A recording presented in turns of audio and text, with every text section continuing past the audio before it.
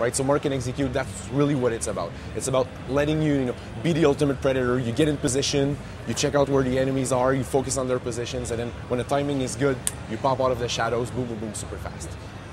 And what Alex is showing here is that in the demo he went off to the left, but this time he said, hey, I'm going to go to the right, and I can still infiltrate this way. Exactly. It's not like something where it's completely linear, that you have to go in one path. No, it's Splinter Cell. I mean, Splinter Cell has always been about, little sandboxes that you have fun in.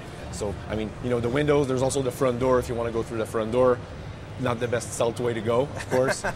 So, we skipped the guys up front. Yesterday I was playing, I used a car alarm, I attracted the guys, to the car, then, went around them, went in. And you can see even that's just telling you the area that you're in is showing up on the banner, exactly. And it moves fluidly, correctly with the fabric. Exactly, because it's a projected light, right? And what's interesting for us is that, because story is so important, we also use projected text, not only to give you objectives, but to set the mood, right? So in the demo here, at the beginning, it's like reach Coben's quarters, but as you go, at the end, it's like get Sarah's killer, right? There's an emotional progression in what we're doing. So now Alex is going around. I just called you Sam. Alex is going around, snake camming. He marked 2 guys on the other door. Now he's going to get into position.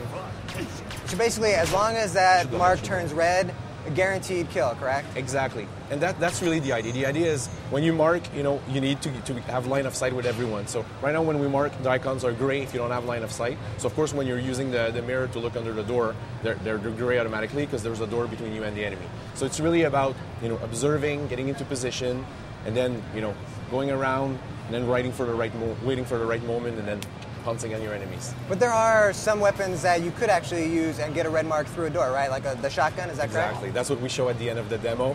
There's 2 guys that flip tables, and then you go with the shotgun. The shotgun special ability, it goes through cover when it executes. But its disadvantage, if I can say, is that it's noisy. Right. So of course the guys, they know you're there. It makes a lot of noise. They're going to charge you. And people have been wondering, you can still manually shoot if you want to, right? Oh, of course, of course. Alex is going to shoot a couple of guys manually. And you don't get them to mark and execute right off the bat. Is that correct? You have to actually earn that ability? Exactly. It's really about, keeping the player in the loop all the time, right? So to earn the right to execute, you need to do a hand-to-hand kill, right? So, and going into human shield does that. Throwing a guy off a ledge, death from above, it earns you the right to execute.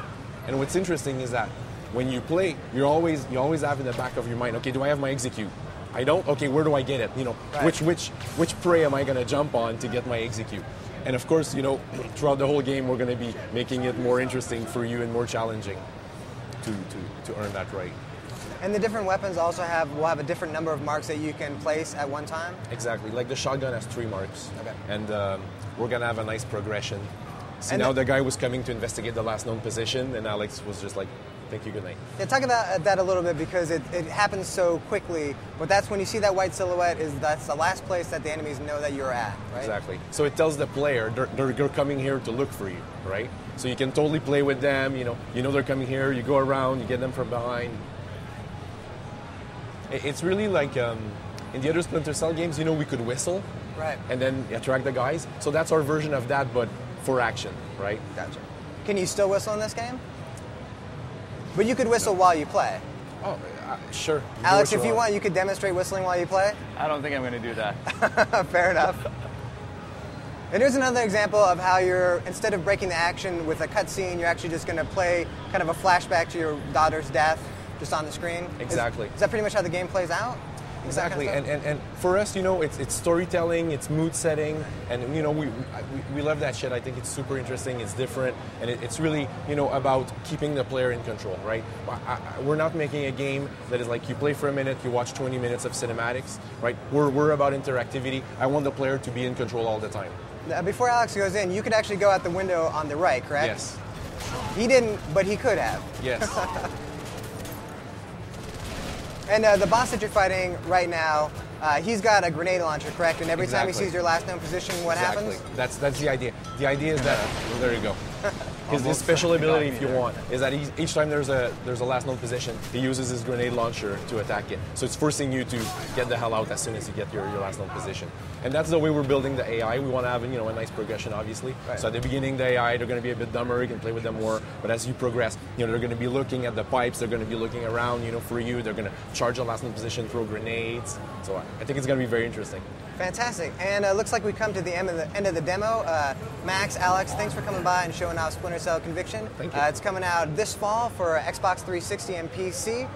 Stay tuned. We're going to have Mass Effect 2 coming up right away. So keep tuned.